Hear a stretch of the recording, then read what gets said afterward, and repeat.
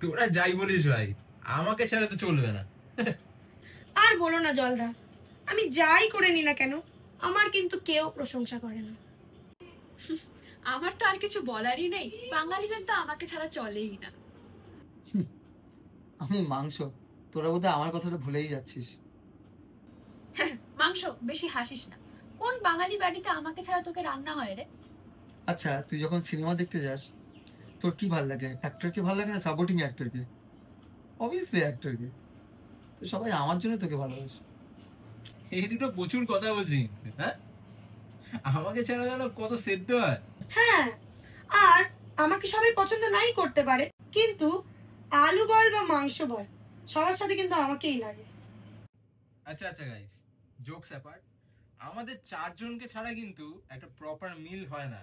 আরে উল্লাস উল্লাস